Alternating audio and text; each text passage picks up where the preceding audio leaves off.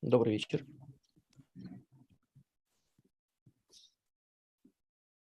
Привет. Так.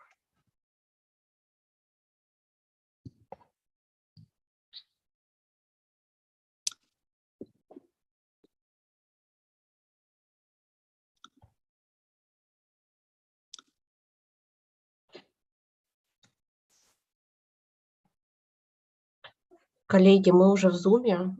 Я предлагаю пока что выключить микрофон и камеры. И сейчас я напишу Лёше Федосееву, потому что его первое выступление. Мы его ждем. Ссылка у него уже есть.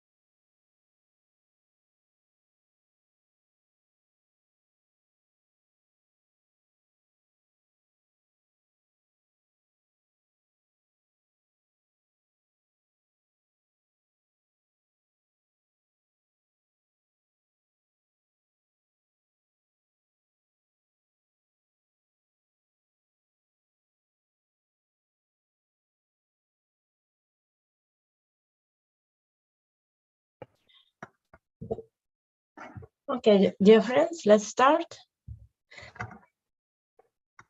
Can I ask you to turn on videos?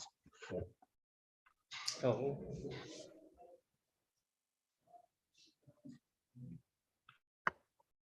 Okay, hello everybody. Now it's 2 p.m. at Moscow time, and I propose to start our today's session. I greet you to the International Education Day in the LearningPlanet Festival, and today we have a meeting with a goal to talk some process and educational process about the building of child and adult communities. Today we have a very interesting goal and a very interesting approach to our educational process that we have in the Kruzhok movement and in the Skoltech and in the other universities and institutes with whom we communicate, how we build our relationship between children and adults about to the students and their tutors, and what's happened in this relationship and in which principles is building. Let me introduce the members of our panel. It's the first speaker is Alexey Fedoseev, the president of Kruzhok Movement. Antonina Gromyko, project manager of Skoltech. Stanislava Rychka, a student of Moscow State University. Pavel Yefimov, project manager of DVFU, and Anastasia Starostinskaya, vice president of Kruzhok Movement. I'd like to tell you about some rules of our session. It's very simple.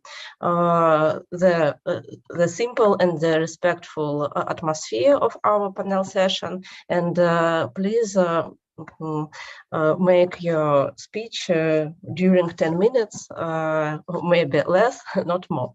And after our speech, we will have some time to discussion and for your answers and different opinions for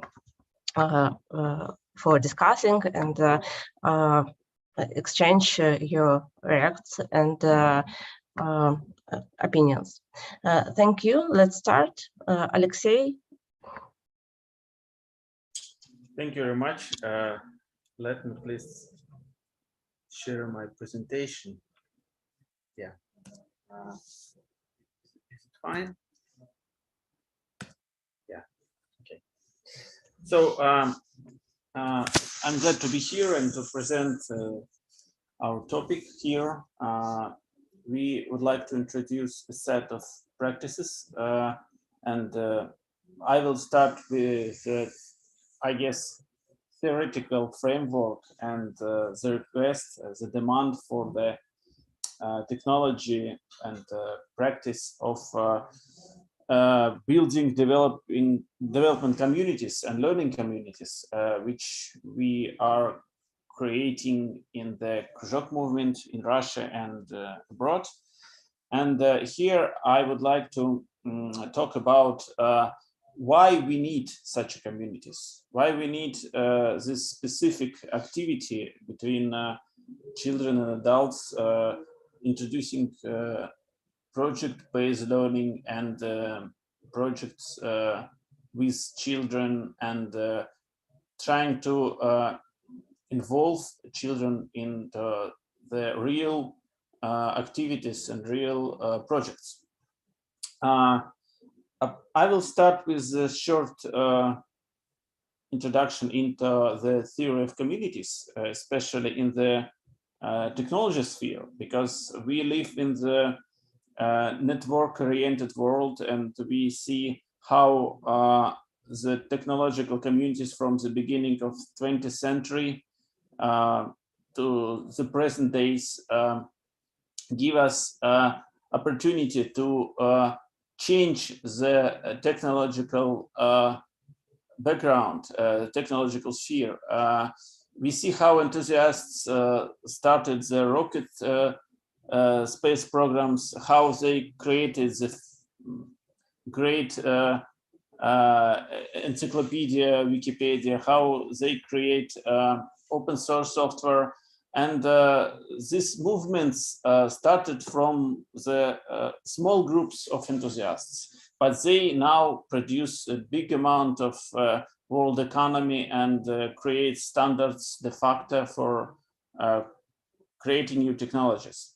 How it happened and what was the role of young people in this process?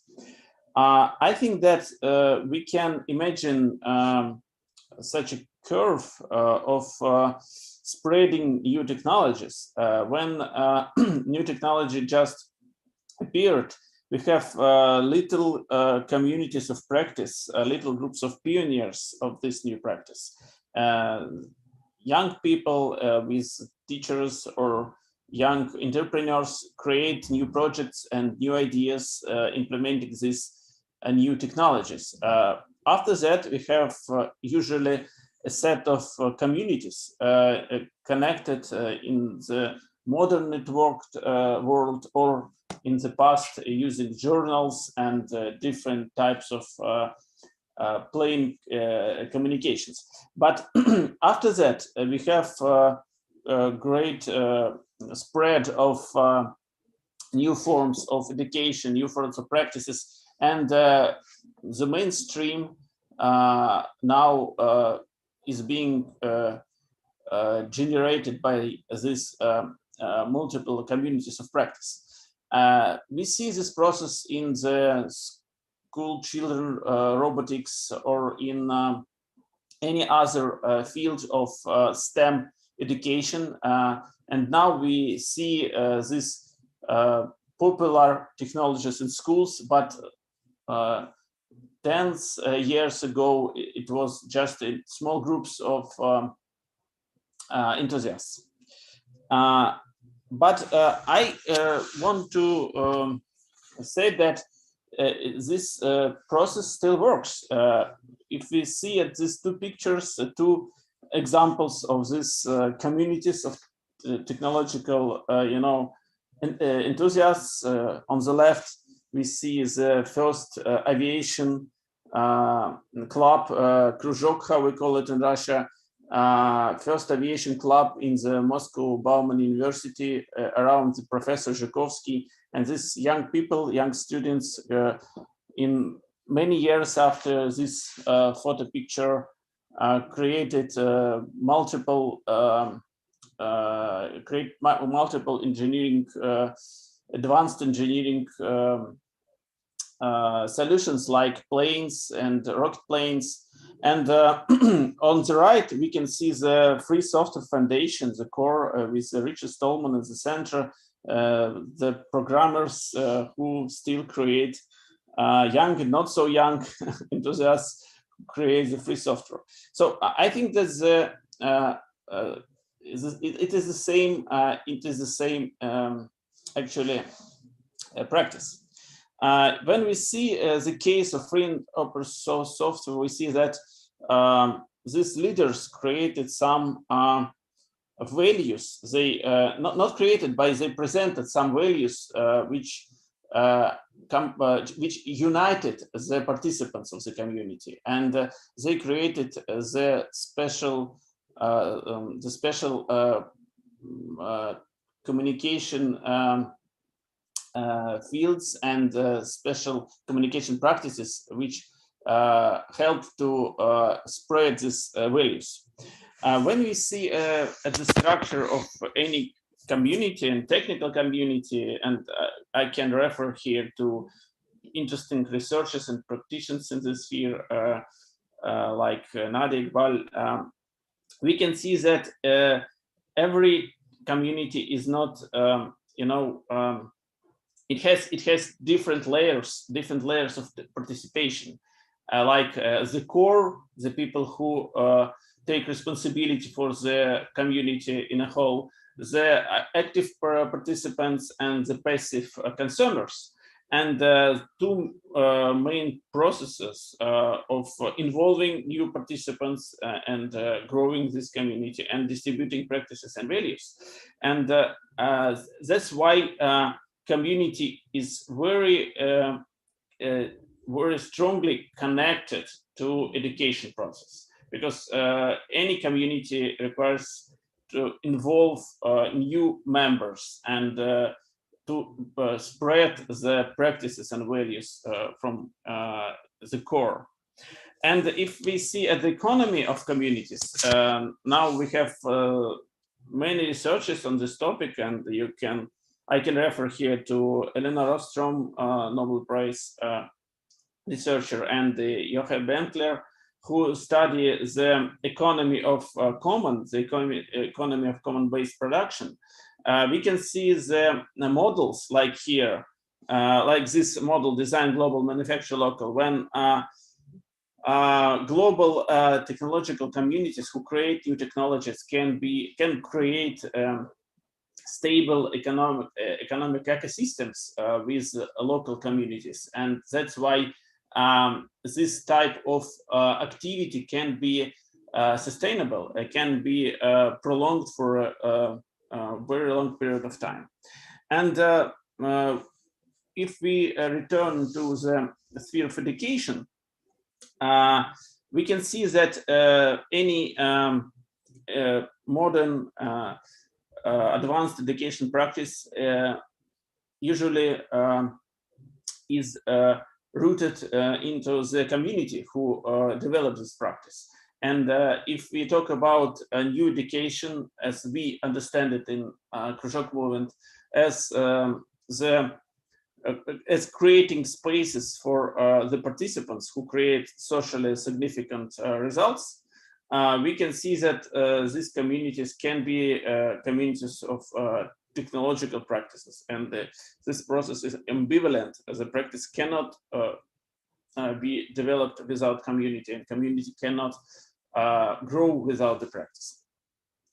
And building the bridge to the next speeches, I want to say several words about the educational communities. In the Russian pedagogical and psychology tradition of Vygotsky's school, we have many works and practices of creating such educational communities.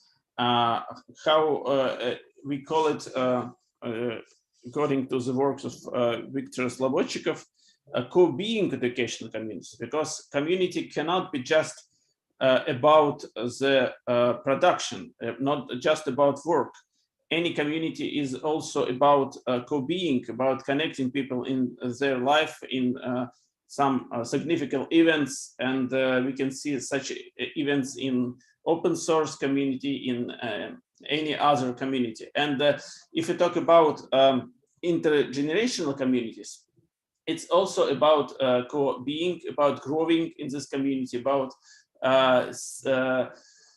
involving young people into the real practices. And through these practices, young people can understand better their future, their perspectives, and involve these values and create very interesting projects in the future. I think that's all for this introduction speech, and I hope that my colleagues will share these ideas in their talks. Thank you. Okay, thank you for very good boarding of our today team. And it's interesting to, I think that today we will see our team from the different sides of the adult and child communication. And now I pass the word to Antonina Gromyko, and it's very interesting what's your view to the professional path, a children, a student, and an adult in the school tech, in your experience and your theoretical view to it. Hi, everyone. I'm really glad to see everyone here today. Let me also share my screen and start the presentation.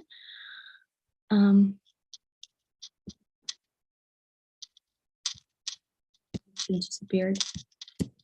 Hold on a second, please.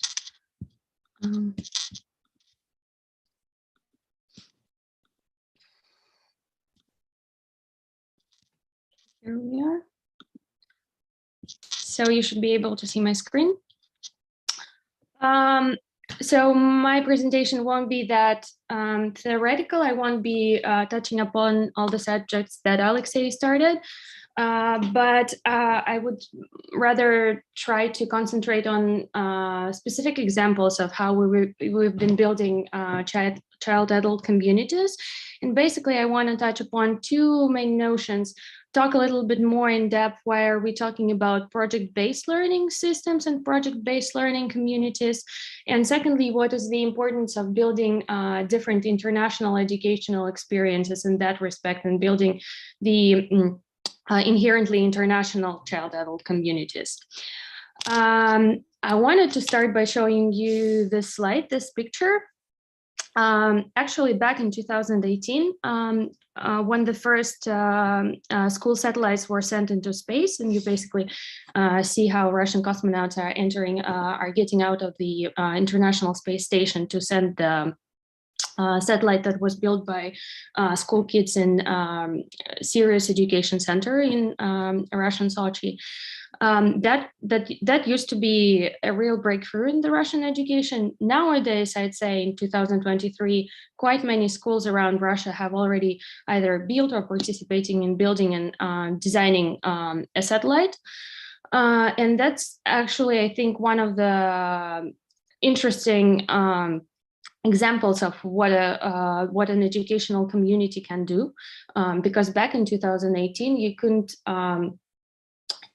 even imagine that a group of school kids would be able to send a satellite. And what it came down to, that after we finished this project, we realized that there has been more than 7 or 8 different types of professionals involved in this process to make school kids capable of sending a satellite into space.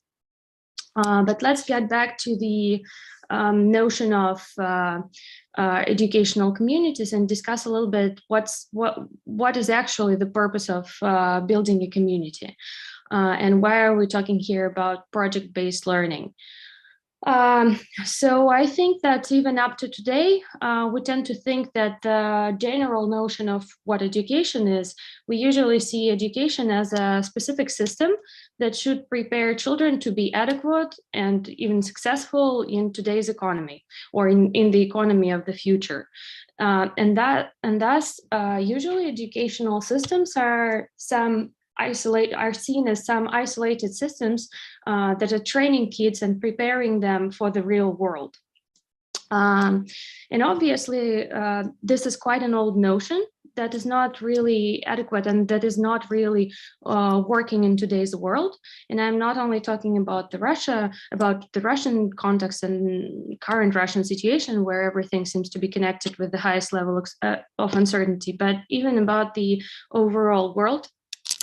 Even internationally, because with the current pace of technological change, with educational developments, it's unclear how to train people so that they are successful in today's world or in tomorrow's world. And it means that we have to be not preparing them for some kind of economic situation of the future, but rather start changing the world right now. And for the educational system, that means that we need to transfer some actual world problems and some actual challenges and start working with them already inside the educational system. And at the same time, whenever planning certain educational events or educational systems, it's important to outline the ongoing professional and educational trajectories. And basically, that's the main reason why we're talking about the project-based learning systems, as they're sort of are bridging the gap between the educational system and the real world. And it's also clear that this can only be achieved through cooperation of different types of specialists who are communicating in this process of education. And only when you're talking about some actual and specific problems and challenges that you're trying to access. And so another example that I wanted to give you, so we started in 2015 and 2018, we launched the first school satellite. And then we grew up a huge community of specialists and school kids and educators interested in aerospace research and aerospace technologies. This community is up and running up until now in Russia. It's called Planet Watch. And by 2023, I think it's our 5th or even already the 6th season. This community operates around the nationwide contests, educational contests. This year we have 6 contests, and every year there's both upstream initiatives where children are working on different satellite-related challenges, but also they're working on ground stations, working on the data analysis and data imagery. And basically, if you take a look at all the pictures, you can see that while at the end we have about 30 winners, or about, well, a little bit more than 100 finalists of all these contests, to build the system and to build this community, you need a lot of educators. You need some of the professional groups, and you need some small companies that are actually preparing specific equipment and educational methodics in order to make those contests and those activities come true. And basically, my main idea is that in order to build a community, you need to have a multi-professional group of specialists who would be helping some students to be successful in this process. So this was the first part of what I wanted to say, and then I wanted to share a few ideas about the international context and project-based learning in the international context. So I wanted to share a little bit of my personal experience. These are some pictures from more than 10 years ago, when I was going through different international programs. So I think that it's high time, and there is a huge and growing demand for international-based project-based learning formats. The main thing is that even when I was studying, you can see pictures from more than 10 years ago when I was participating in a number of various international programs. Those programs were really eyes-opening for me in terms of understanding how the world operates and how you can actually cooperate, interact, and talk to people coming from completely different national backgrounds. For instance, on the right, you can see the picture from Asia Pacific Economic Forum, where I participated in discussions. It's in Singapore. It's then president of Singapore with the Russian Russian delegation. Why are the international programs that important? I think that a lot of educators realize the existence of the gap that I was talking earlier about, the gap between the educational system and the industrial world, scientific world, business worlds. But little do they realize how nationally and institutionally conventional those systems are. So whenever you're preparing, let's say, international specialists, or you're preparing, let's say, engineering specialists, you're usually preparing them strictly for the national context. And that means that you are actually decreasing the number of paths and the number of professional trajectories that this person can realize in the future and can make happen. And I think that the inherently international educational communities, they can prepare teams of young people to act while addressing international challenges, because otherwise you will be very much prone to your national educational context, and you will be very much unlikely to go outside your national system and to think outside the box. And therefore, we did a number of international schools and a number of international undertakings. The first one would be the Skoltech Space Winter School that we made in 2020. Luckily, we were happy to do that before the pandemic, so it was an in-person event. And actually, so what I also forgot to mention, talking about the international programs, to my mind, the main disadvantage of the existing international programs is the fact that they all are lacking actually this project-based component, all right? And so usually they serve as a platform for discussion, as the platform for communication of various specialists, but there are not that many educational formats where you actually get to change some kind of situation, address certain challenge, or participate in inherently international projects. And so while making this Skoltech Space Winter School, what we tried to use the example of ESA, European Space Agency Albach School, which is also a project school, but what we were trying to address was the problem of that there are certain project schools, but usually they use specific case studies when you're not addressing a real world problem, but you rather use a specific case examples to understand how professional activities operate. So here we try to have a specific project when people were sending stratospheric balloons, and they had a whole mission of and a whole launch where they had to do a big rescue operation at the end.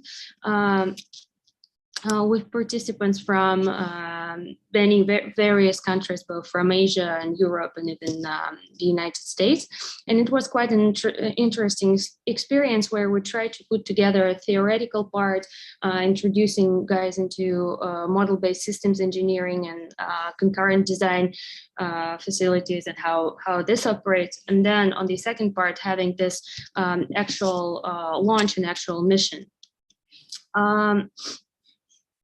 And another example that we actually carried out this year, already not under the umbrella of any big organization, this was made possible through a grant of the Russian Agency of Youth Affairs. We made an online school that was called Skills of the Future, where we took examples of two different projects. One was the medical one, connected with the precision medicine and immunotherapy. And the second one was also a space-related project where people were modeling space routers and then were conducting some market research and exchanging the policies. So summing up, what I think is really important in child-adult communities in the international educational context are basically four main things that such systems can ensure for people and for the students.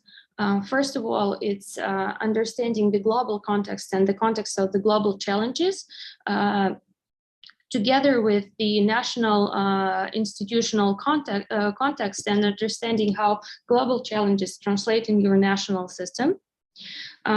Second thing is project-based learning and project work, where you can either work with research, you can do with some industrial and engineering projects, you can turn it more into the business side of things and make some startups and business projects.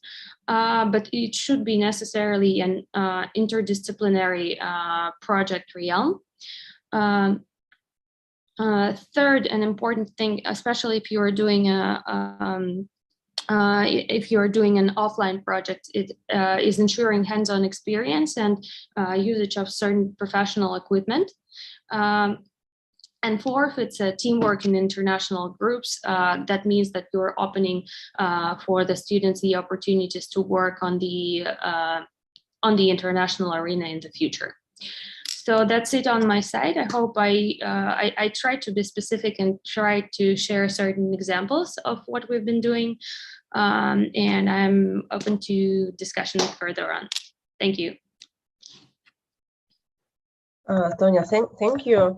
And it's a really very wide outlook of benefits of child and adult communities and the international aspect. It's very interesting. I thought about what's disadvantages of this, but in this approach, maybe it's not exist. I don't know. Now I pass the word to our student Stanislava Rychka, and Stanislava, and I think that now you in the transition position that yesterday, several months ago, you was a child in the child adult communities, and now you go to the adult position. It's very interesting. What's your thoughts about this type of communication, and what do you think about this educational approach? Okay, thank you. Hello, everyone. My name is Stanislava Rychka, and I am member of the Kruzhok Movement till teenager age. And it means that I personally belong to the child-adult community. Today, I'm glad to share my conclusions and experience with the child part of our community. I think that child-adult community practices intergenerational dialogue, which is essential for sustainable development. The next generation needs to change how we live, but rejecting the approach of the past and starting everything from scratch can delay development. In another way, and when the future totally denies the past. For young generations, it is also important to understand themselves as the part of culture. This means reflecting on our history, and from this perspective, position, making decisions about what should be developed or changed. As generations interact, we become closer with adults. We, like teenagers, are often told, you will grow and you will understand. But this is not always true. And during the course of our common activities, we build a picture of the world. And understanding does not simply occur with age, but it is a part of interacting with the world and each other. Moreover, being part of a child-adult community is always a growing experience. This has both advantages and disadvantages. On the one hand, it is convenient to have the access to older and more experienced people than you, to whom we can ask questions. And this allows us to gain a better understanding of what we are doing, projects. And in the child-adult community, members have equal rights to opinions and positions. And for young part, it is very valuable. And on the other hand, it is not always easy for us to state our position because we are not always certain of it, and we are surrounded by people who we respect and whom we consider our teachers. And making mistakes in front of them is not easy. And in addition, even at school, we learn that we have to first perfect an idea and after that express it. Nevertheless, we understand that being able to form one's own opinion and assess a situation from differing perspectives are a skill that can be developed. And as a result, we are always striving to build a shared future, sometimes overcoming fear, as I'm doing today. And as a conclusion, I like to add that becoming involved in the community requires taking on an active role, or at least moving towards such a position.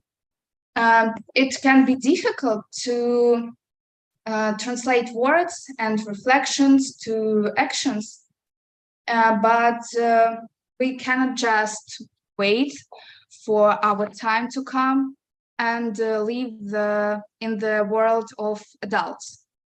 And I think now it's our time too, because it shapes the future. And that is why the present and the future is our common tasks. And it is my conclusion of being a part of our community, and it helps me to growing up and making next steps from school to university and next projects. And I think that it's part of our common road to the future. Thank you. Stasia, thank you. It's very interesting because you're a real member of this culture and you know it in your blood.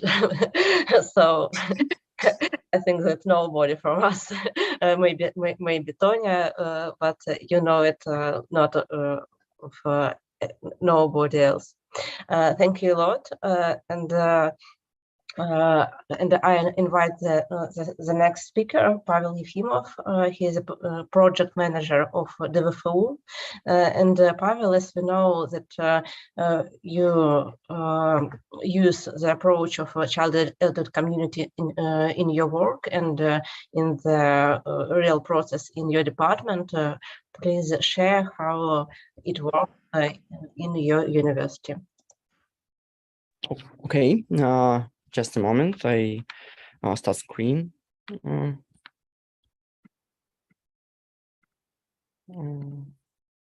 Okay, I will see my presentation. Okay. I talk about my experience about work with students for school students and university students, and how we work with this community in our center. About our center, we are space and mentor team for students who want to get hard skills and soft skills to implement projects. The recipient of Student Tech and Innovation Center develops technologies projects, teaming students up, engage experts, and takes part and conducts events. The stick is divided into 6 main tracks: biotechnology, aerospace engineering, IoT, robotics, neurotechnology, and general workshop. Since the stick is located in one area, we adhere to principle to cross-disciplinarity projects. Students can work with another team, consultant with mentors, and students for different tracks. This allows us to create projects at interesting and at the intersection of technologies. In addition, we also actually work with students creating a model of school university education. This model is implemented through the principle of involving students and mentors in the work with school teams. This principle allows school students to be impressed in the activities of the university space, and the generate gap is reduced.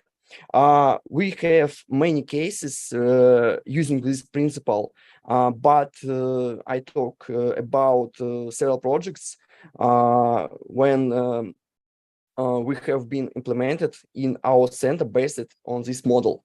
A project to motion indoor climate. This project started as one of the tasks of the National Technology Initiative Olympiad. The aim was to develop a device for continuous monitoring to air temperature, humidity, carbon dioxide emission, as well as other volatile compounds. School students learning through the development process, and university students help them design PCBs, cases, and develop software. A mentor supervises the teamwork and task. And these school students goes to our university. This is a very cool and interesting step from school to university. The next case, the bionic food processing high leg. This is our active lower limb prosthesis. The project involves 3 complex tasks: design and assembling the prosthesis, create dataset collection sensors, development of neural network model, and training prosthesis. The mentor use our model to school students and university students and give the task like school students develop a system for collecting data in a data set for limbs. University students took a complex task for design and prosthesis. School students with university students training a neural network that collected the bionic foot prosthesis. And we have a very cool prosthesis when used to product and using for everyone. We have several major problems with this approach.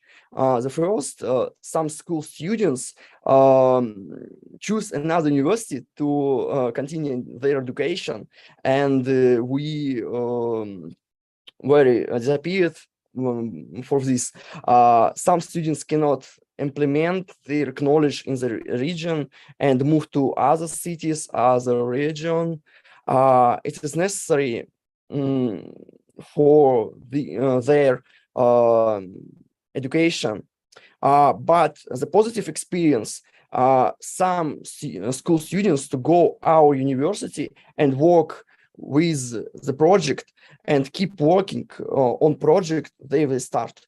High level of knowledge and applied skills of university students and school students, and the opportunity to work on relevant problem and task from customers. And we have a space for free realization of ideas and approach to problem solving. Thank you for attention. That's all.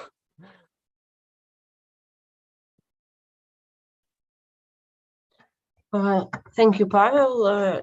It's, I think, very important that you have some base of communication of child and adult and for making projects. It's yes, it's very good working for project-based learning and implementation of these projects. Thank you. And the last speech of the today session, Anastasia Strastinskaya. I invite you to the scene. To share my screen. Yeah. Thanks a lot. First, I want to say thanks for the organization of this event and to all the colleagues who delivered their speeches today.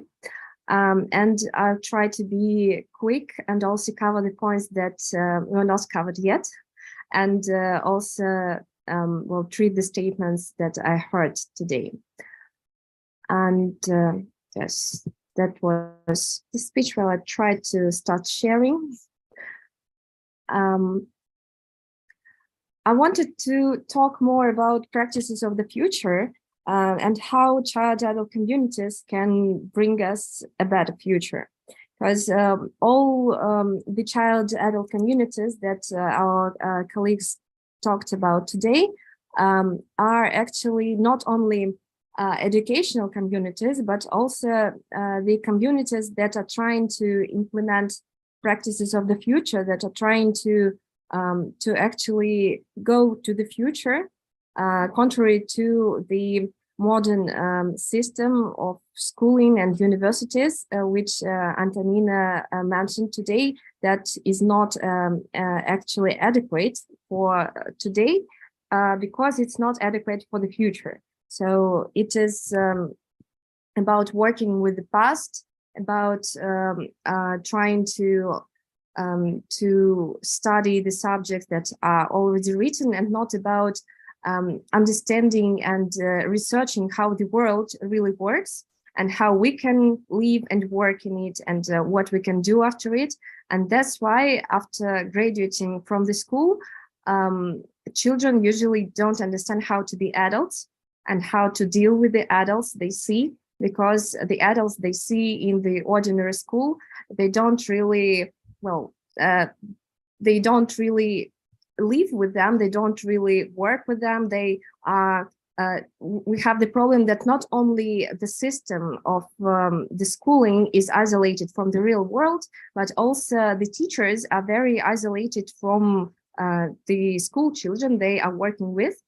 And I think that this is not the situation that can lead us to becoming the people of the future. And it's not about becoming Alisa Selezneva that you can see here on the screen. And the important image of Alice for me is that she can be responsible even when she is a child. She can travel to the past, she can implement projects, she can help her friends, she can go to other planets and like save the day there. And that's when she is a child. And to my mind, it's about not only her that is very talented, but about the adults that are all around her and the way they treat her. And so the image of how we suppose that adults and children can work together is about child-adult communities that can cultivate practices of development and true education.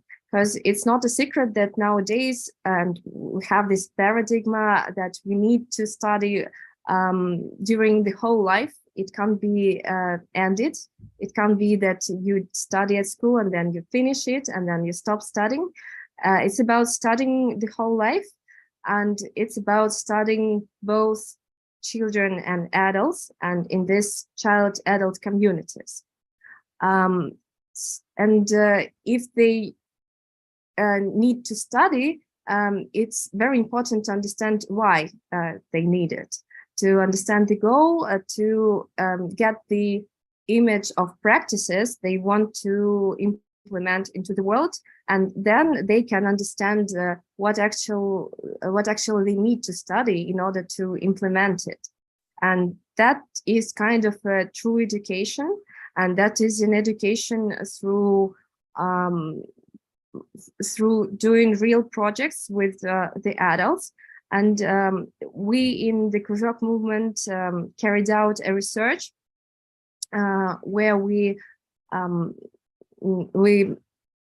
actually mapped more than 30 practices and more than 300 communities of practices that are all over the world, trying to find new practices of the future, the ways we can live better, we can organize the whole social system all around us better.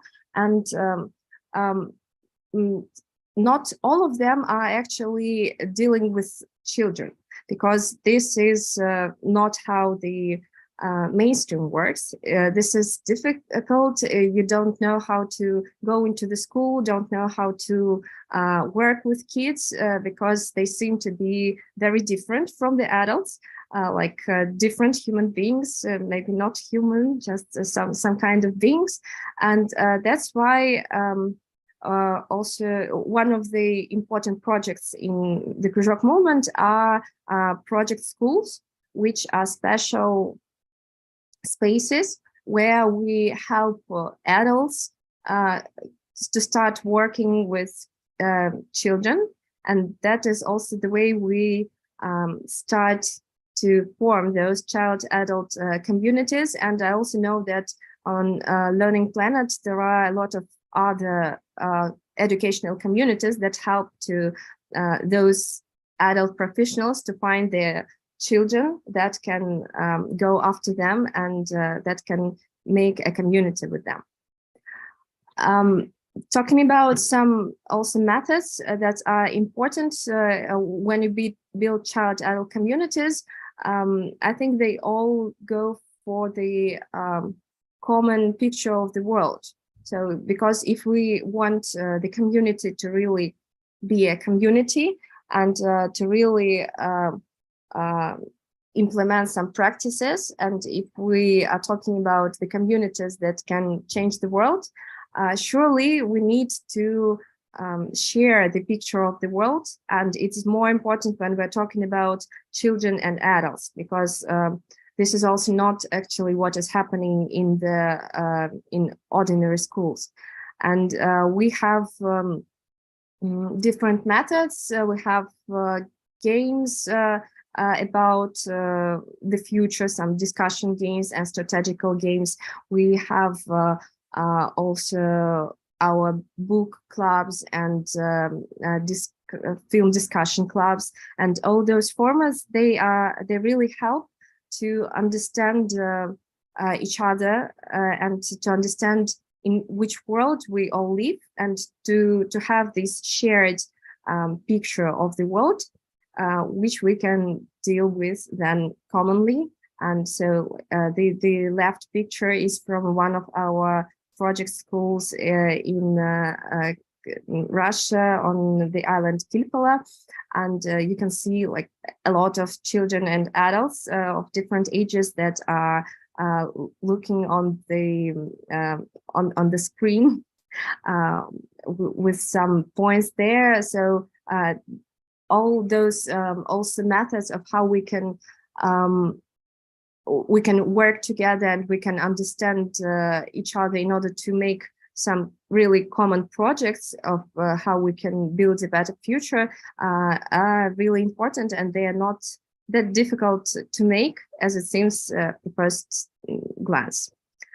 And the last point that I wanted to say today is about changing the roles and growing up in these child-adult communities, because actually children are not always children, they become adults. And I think that the real goal of these child-adult communities are about healthy growing up, about showing the way how to be adults that are responsible and that are happy with this responsibility, and who can really deal with the world and who can find their place in this world. And it means that the adults are need to find new practices in order to be better adults, and that children should change their roles during this their life in these child-adult communities in order to grow their agency and to become good and happy grown-ups and strong grown-ups doing it. And during our discussions, we focused on 3 types of agencies and the way they are also growing up. So that first of all, in this child-adult communities, a child can become an agent in the learning process. So he or she can understand why he or she is studying and what he or she needs to study, and come up to the adult, to the professional, not as to come up to the adult as a partner in order to ask him or she questions and to start working with him or her in order to organize the learning process. But then it's really important not only to study, but also to create something new, to implement own projects of the young adults. And here we see also the pictures of several of our students. One of them is Stasa there. And they illustrate how they start to get another role when they try to organize their own event, or when they make a techno art object also in order to show it to the community. And then when you also grow up, I think that the place of a child and an adult is about getting in contact with the collective agency of some historical and cultural community that can really see a great picture of the world and see some global challenges there, such as those that are dealing with space, and that Human Plus also project that Pavel told us today. And when not only like several people in the world, but the whole child-adult communities, and both adults and children there can really attribute to this collective agency, to the whole global challenges. I think that well, this is kind of really beautiful image when we all grow up, both adults and children. That is all. Thank you. Anastasia, thank you a lot. I think it's very important that you saw to the agency side and the different in the different points of agency that forming during working in adult and child-adult communities. Thank you a lot to all speakers of today's session, and now we have time for discussing. And I'm on the right of the moderator. I have the first question. It's the free question from all of us who wants.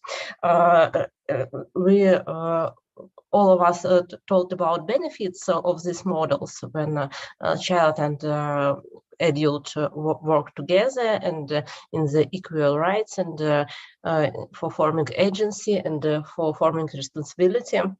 But what's the maybe weaknesses of this approach, or maybe some difficulties of it? What do you think, and what's the main of difficulties you can line up?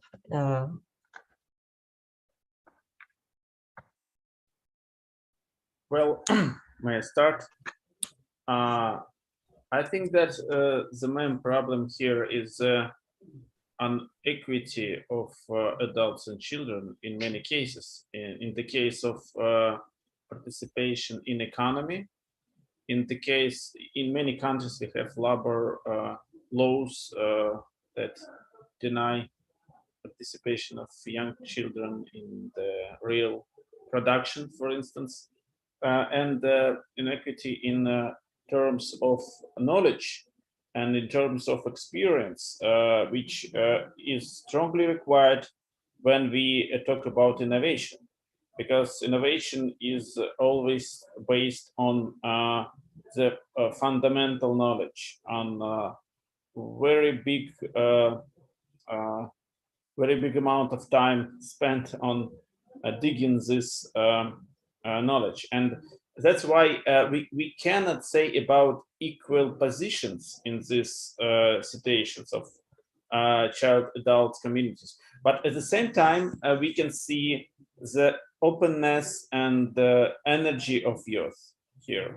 And that's why we need to create special forms of communication, special forms of connection between young people and adults in these communities. Not just pushing everyone in the pot and waiting for the results.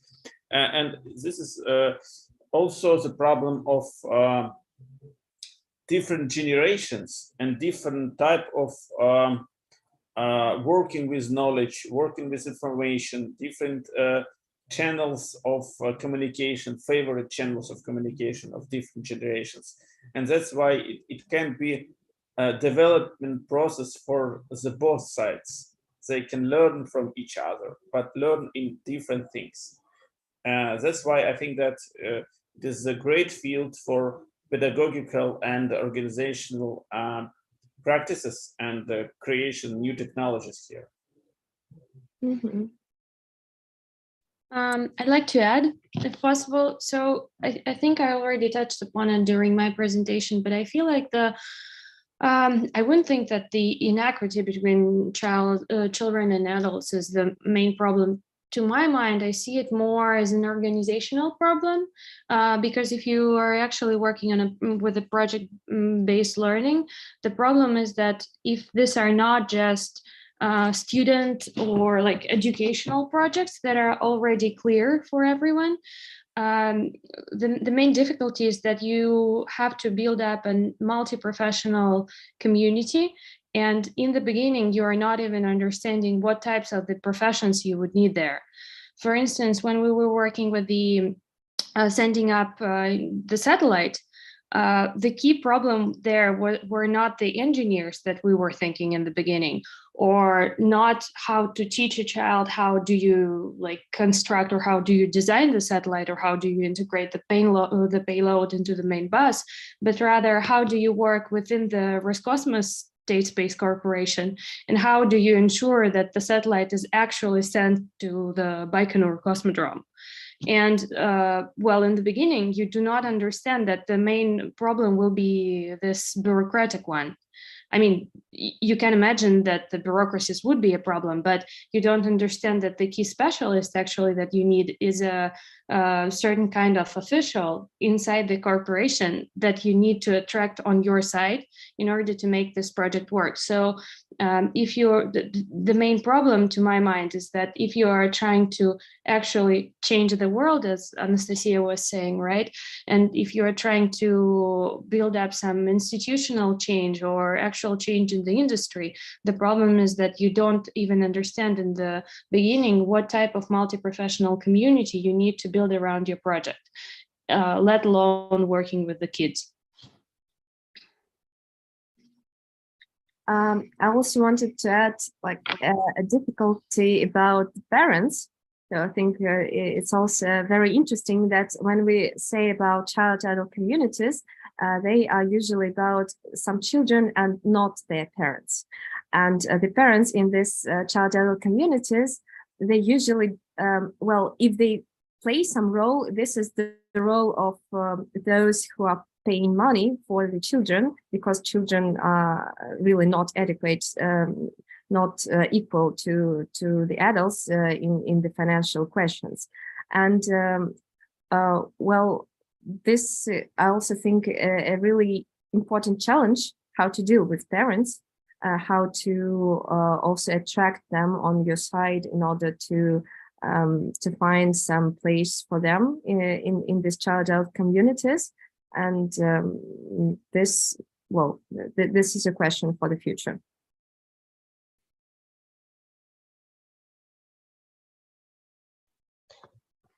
Thank you.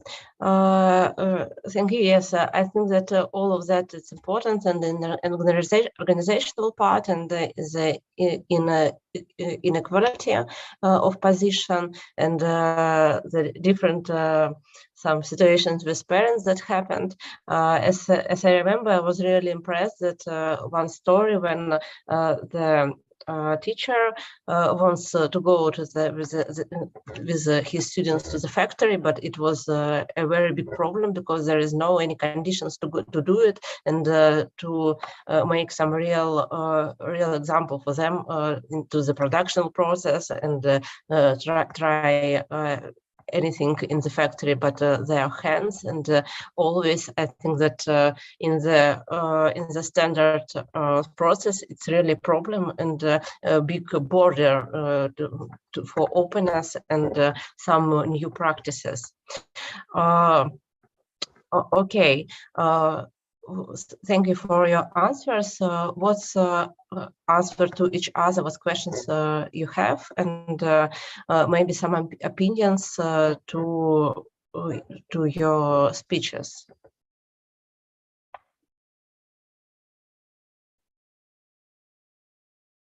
Well, I want to thank my colleagues for these presentations and extending the ideas which I started with. I want to ask a question for every one of you, if you are able to answer.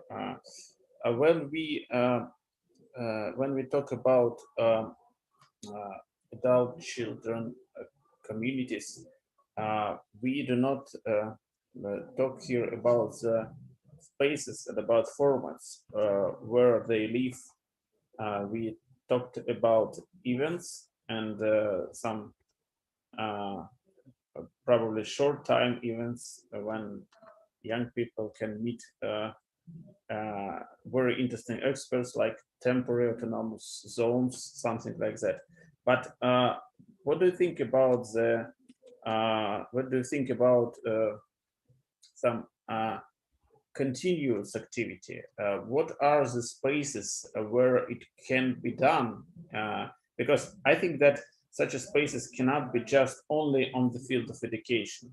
At the same time, I cannot imagine such a communities on the inside the corporation building, because it's very strong rules about probably participation of children in modern technological production. So what do you think about these practices, and probably you can add something on it?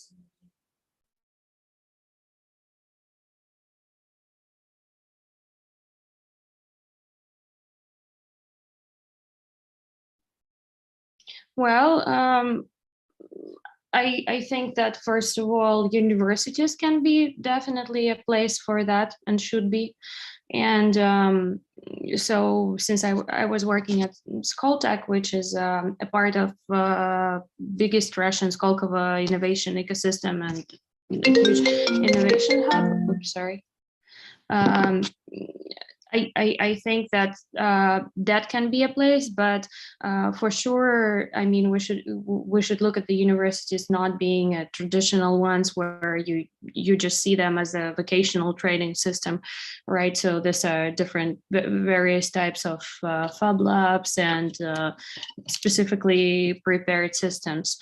But also when I'm thinking about the international educational format, I'm actually thinking of some kind of clubs that should be organized for the students and maybe even by the students, where they have this chance of interacting with each other on the side from their professional training.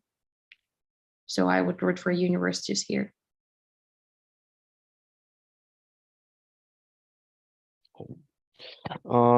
I think when we work with adults community and the company, we need to create step when students can work or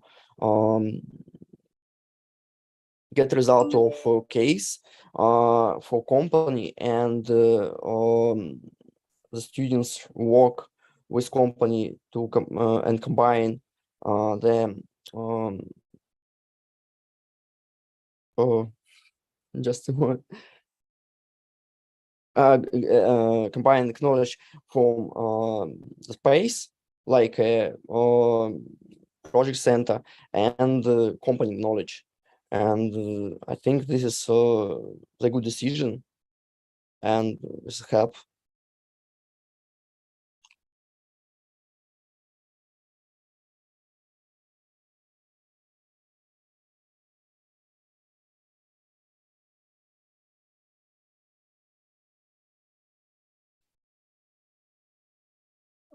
Okay, Alexei, how do you think, do you have an answer to your question?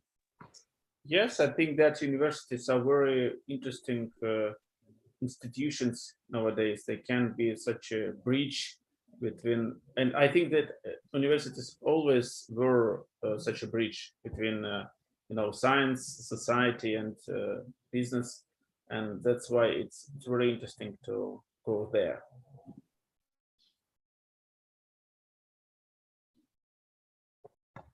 Okay, colleague, thank you. Maybe some questions more.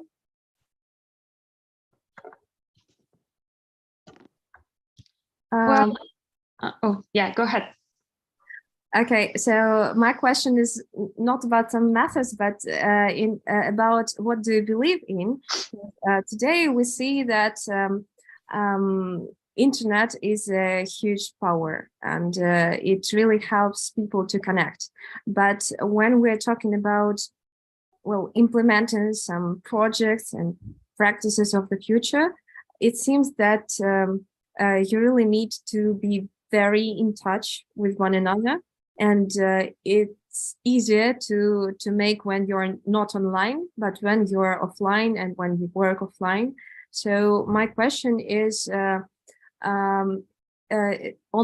about online communities and offline communities. So do you think, do you have a belief in one of them? Maybe so you believe more in offline communities or in online communities concerning well, their development in the future, and how do you personally will apply to them? Do you work more in online communities or offline communities? I could start. I talked about open source communities, and we can see the history of open source as the history of internet, actually. So these communities started as online communities, but anyway, we see this offline events like hackathons and etc. which helps building this community. Yeah, but I think that the main production of software is basically online nowadays. So we see that it is a sort of online type of production. But when we go to more difficult topics like engineering, electronics, rocket science, whatever, we see that online is not working such well. And I think that the more complex activity we have, the more requirement for offline communications we need here. But I was talking about production side. But if we talk about educational side of community, I doubt that it is really possible to do online only, because in open source communities, we do not have actually educational spaces. We have mostly individual education and self-education. But when we talk about development communities and development spaces, we need these offline activities anyway, I think so. Yeah, so actually the final part of Alexei was where I wanted to start, because I think when we were talking about education, it's about humanitarian activity, right? Because we're developing humans, right? Or, I mean, working with that realm. And I think that this process is not very efficient if you are doing it only online. And in that respect, I actually do not believe in online, even though you can practice it and you can achieve results, and this is possible, but I don't think that it is as adequate. And even when we were conducting, for instance, our last online school, and online was the only possible format there, and we didn't know the participants in person. But at the end, when we were discussing the results of the school, we realized that it was only possible because we knew personally everyone on the team. And if you have that kind of connection and you actually understand everything, just judging by the square where you can see other person's face and like judge their reaction because you know them in the real life, that's possible. And then with anything really technology specific, it is really difficult to actually do that in online. So I won't recommend it as an effective format. But if it needs to be done, if it needs to be an additional sort of, I don't know, extension of what you're doing, like, I don't know, showing certain facility, doing an online excursion somewhere, demonstrating some kind of skills or something like that, that could be useful, of course, because that enriches your materials, it enriches your educational component. But generally, I think that education is better done in person, as a person-to-person contact.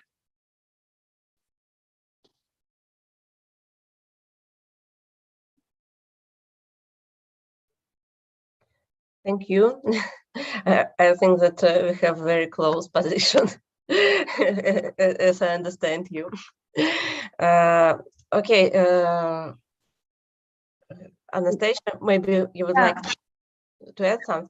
Well, I personally feel quite the same as the colleague said. Well, it's really funny that we're online right now. But maybe this is also a very important way of sharing your of sharing your projects and ideas, but not of implementing the projects and carrying out the educational process. Yeah, thank you for your answers. And there was also a question from Antonina. Oh, yeah, I wanted to discuss a little bit about the international dimension of this educational thing. So I wanted to ask you guys, well, actually two parts of the question. The first one is more theoretical one, because whenever I was in any international discussions with some of the international colleagues, they all are saying that project-based learning is actually, I think that they have long been known internationally and everyone knows what it is. and they do not understand why in Russia or like in our community we are so much stressing on this. And so why is that? Do you think that is the problem of communication, or do you think that it's that project-based learning, CDIO, and other approaches, they actually are in the world and it's not seen as a as such an important thing internationally? And the second part of the question is, do you think something actually changes in the system and in the technologies, in the educational technologies when you're coming to international educational program, or is it basically the same? And if something should be changed, what is it? And what is the main component?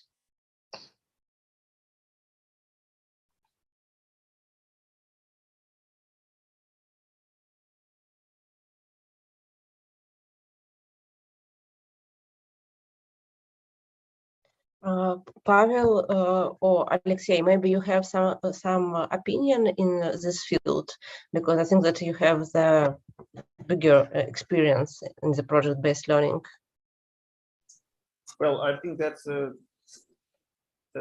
was quite enough with this topic. I only probably can add that we need, from theoretical point of view, we need to separate different things. Project-based learning as a way of learning, and working of technological communities of enthusiasts, because any such a community is not just about learning. It's also about learning, but they run real projects, changing the world or creating new technologies. That's why I think that we need to separate these technologies, I mean humanitarian technologies, and find the differences and find the similarities. Okay.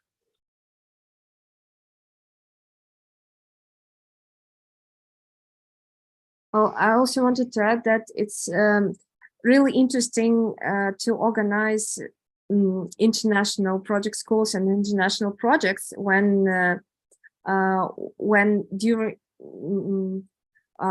children and adults of different countries can share their points of view right during doing some common process. And